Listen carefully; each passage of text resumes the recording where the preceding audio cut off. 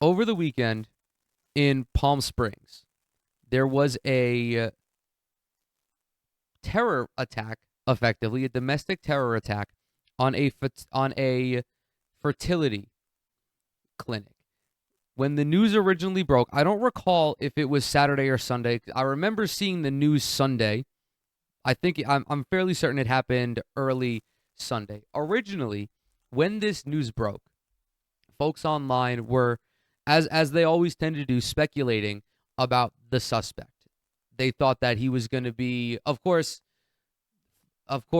liberals thought that this was going to be a far right MAGA person who, was a Christian nationalist who didn't agree with IVF and things of that nature. Conservatives thought that it was a far left. The conservatives are speculating that it was a far left anarchist who hates the pro life movement. The suspect is now not confirmed, but the suspect seems to be Guy Edward Bartkus, who was a 25-year-old anti-natalist. Anti-natalism is a fringe philosophy that has gained more prominence online. Anti-natalists believe that birthing children is inherently selfish because you are bringing somebody into this world who does not consent to it, allowing them to experience a life's worth of trauma. These people are not pro life, nor are they pro choice. They are anti birth. This is an extremist philosophy. It is an extremely online philosophy. It is a philosophy that has really no acceptance in the real world as far as I'm concerned. Is it potentially selfish to have children? One could reason that argument, but I don't believe I don't believe that is a serious individual. Being a human involves a tremendous amount of trauma. I understand that. You are brought into you are born into an existence that is inherently cruel in the sense that you have family members who die. You have friends who die. You are subject to the wills and the rulings of other people that have no bearing on your life. I'm a human being. I understand this. But living as a human being also comes with a lot of pleasantries. It depending on where you're born, obviously. This is, I understand that I have a much more privileged existence than so many others. But like on TikTok, for example, I see videos of Palestinian children like having fun, playing on the beach, living like children. And if they're able to find joy in life, you are able to as well, whether that be getting married, whether that be cultivating loving friendships with friends and family, whether that be, something as small as having a pet or going out once a week to play pickup basketball with your friends.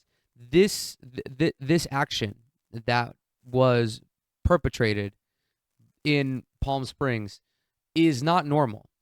And I fear that people will try to normalize this. I'm not necessarily one who always agrees with, the word terrorism or a terrorist designation, only because its application in the United States of America is very wishy-washy.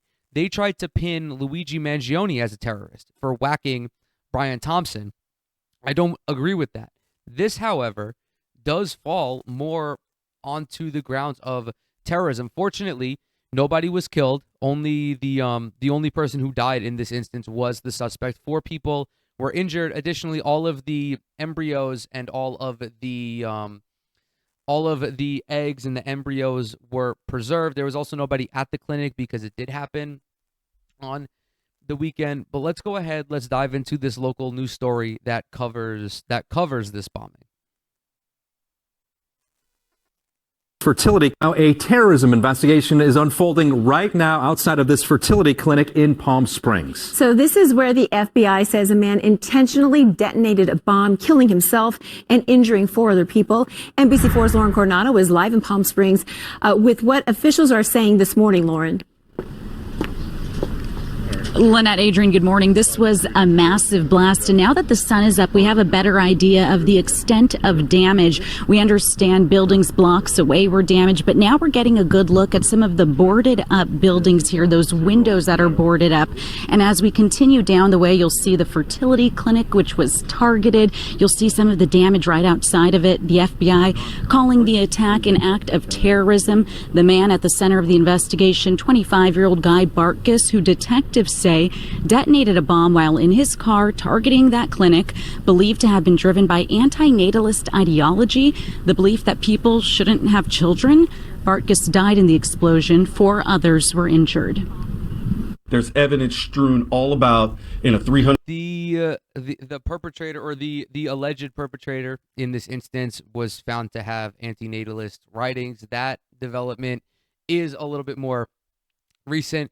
There was also the moderator of a couple different subreddits who came out in a press briefing and condemned the actions allegedly perpetrated by this alleged young man. Like, they moderate, I believe it is the anti-natalist subreddit. There's also a moderator for the Dystopia subreddit. I'm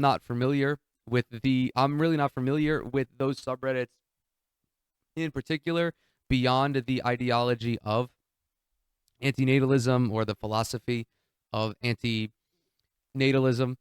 160-degree perimeter in several hundred feet in every direction. So we are collecting evidence all over from a whole host of sources, including in 29 Palms, where Bartkus was living with his mother about an hour from the fertility clinic. Agents used a robot and other tools to search for explosive items. Sources tell NBC4 Investigates they've learned Bartkus recently used a unique online identity. Videos posted appear to show experiments with homemade explosives. Now, he was not known to law enforcement. That's according to the FBI, who held a press conference yesterday. Of course, much more to learn on this as the investigation continues. Reporting live here in Palm Springs, I'm Lauren Coronado for Today in LA. Lauren, you're very familiar with this area. You were a reporter in Palm Springs for several years. Can you talk about how this is going to impact all those other businesses in this area? Yeah, Lynette, I reported out here about 3 years, and I want to tell you, this is about a mile from the heart of downtown Palm Springs. You have Lulu Cafe, which a lot of folks are really familiar with. You have Hotel Rowan, too. So this happened in a really populated area right across the street. Again, if you're familiar with the area, is Desert Regional Medical Center. So a lot of folks were in that area, too. It's really incredible to think that only 4 people were injured, and according to law enforcement, all 4 of those people are back home recovering. As far as the community goes, I can tell you it's a tight-knit community, and of course they are going to rally around all of those impacted. Lynette? Naturally, the question is, what motivated this young man to go out and commit this act? Obviously, we know it was ideologically motivated to a certain degree, but there is a larger point surrounding that, and more so circulating around the dangers of social media and how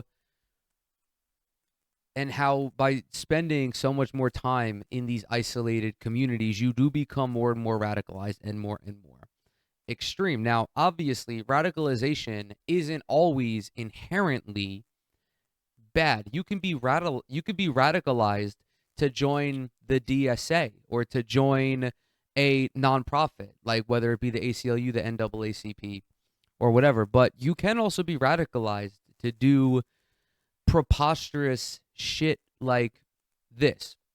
I do, again, if you spend a considerable amount of time online, you will become more and more isolated and more brain broken. There was a former FBI agent who was on Fox News talking about the dangers of social media And now, yeah, I'm a fucking old man now. I'm 28. I will be 29 this year. I've grown up on social media. I experienced firsthand how mentally damaging spending all of your time online can be. It's a fine place to look at some goofs and gaffes. You know, you go on YouTube, you watch Charlie rant about some bullshit or whatever the fuck, like the latest pocket pussy that just came out, or you go on like the mildly infuriating subreddit. You just kick back, you have a good time. But these companies design these apps to keep people on. There was a report there was a report a couple of weeks ago that highlighted how Facebook would push ads, beauty ads, to young girls who had recently deleted selfies. It is so, these companies are beyond sinister. These companies are doing untold amounts of damage to the brains of young people. This guy was 25 years old.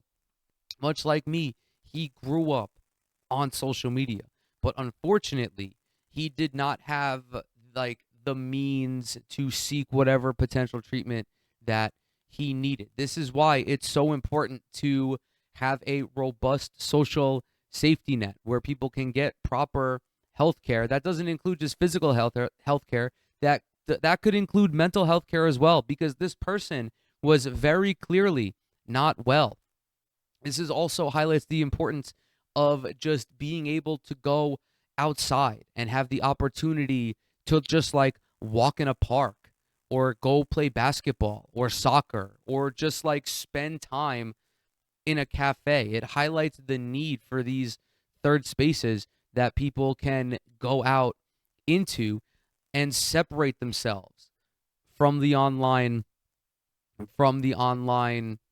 world.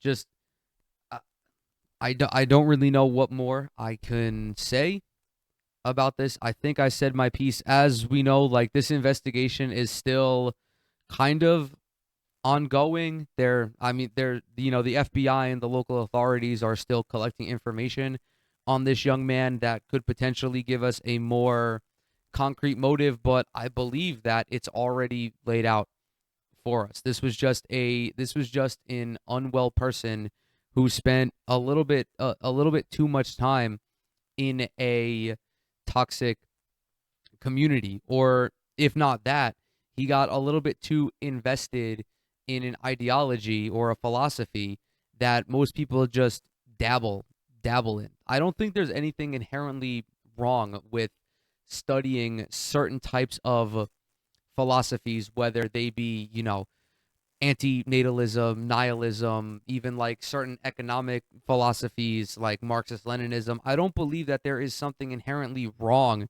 with being inquisitive and curious about these philosophies, if for nothing else, just to get a different point of view on a subject. But there is such a thing as doing too much reading and not diversifying the information that you're putting into your brain, because an anti-natalist could look at the very much like how pronatalism is a fringe ideology as well. You have people like Elon Musk and JD Vance who are so obsessed with declining birth rates. Elon Musk says that the declining birth rate in, I don't know if it's like the Western world specifically or the United States specifically, but a lot of highly industrialized countries are experiencing declining birth rates, and the billionaires see that as a problem, and they lose the idea of this child being a human that you have to nurture and care for. They look at these children being born as statistics and not as human beings, right? If you are around if you're around children, if you have children yourself, you have nieces and nephews like I do, you understand that this is a living organism. And if you are a parent or an aunt or an uncle, you do have a responsibility to do everything in your power to make sure that this child is in a loving and comforting environment. Pronatalism, pronatalists do not see that. They want to have children just for the sake of having children. They also refuse to acknowledge the fact that children could be born into distressing situations. Both of those are extremist ideologies. No rational person is an anti-natalist or a pro-natalist. A rational person understands or can interpret what each philosophy is saying, but ultimately comes to the conclusion that being a human being means experiencing a wide array of emotions. Man is its own animal because of our capacity to experience joy and grief and anger and sadness. Man is also an extraordinary animal for being able to experience those emotions and potentially channel them into something else, whether that be creating art. If you're not an artist, man is the only animal that has ever built a fucking skyscraper, right? Being a human being can be an extremely distressing, but also an extremely fulfilling and an extremely extraordinary existence.